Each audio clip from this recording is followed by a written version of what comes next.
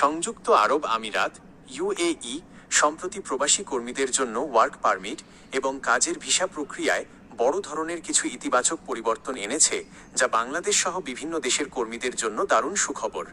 আমিরাতে কাজের ভিসা সহজ করার পেছনে মূল আপডেটগুলো নিচে দেওয়া হলো। 1.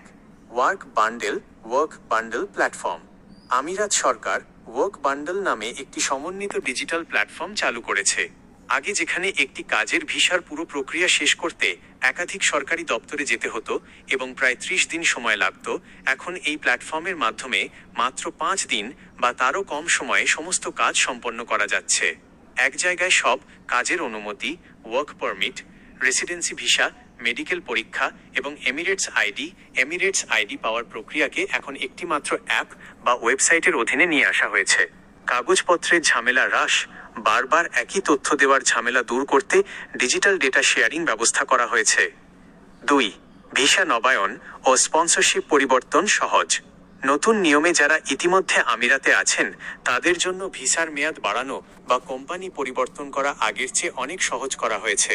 চুক্তি শেষ হওয়ার পর বা নতুন চাকরি পাওয়ার পর স্পন্সরশিপ বদলানোর জটিলতা অনেকটাই কমিয়ে আনা হয়েছে। 3. গ্রিন ভিসা ও ফ্রিল্যান্স ভিসা। দক্ষ কর্মী, ফ্রিল্যান্সার এবং বিশেষজ্ঞদের জন্য গ্রিন ভিসা চালু করা হয়েছে, যার জন্য কোনো স্থানীয় কোম্পানির স্পন্সরশিপের প্রয়োজন হয় না। এটি 5 বছরের জন্য বৈধ থাকে এবং এর মাধ্যমে নিজের পরিবারকেও সহজে আমিরাতে নিয়ে আসা যায়। 4. অবৈধ অভিবাসীদের বৈধ হওয়ার সুযোগ।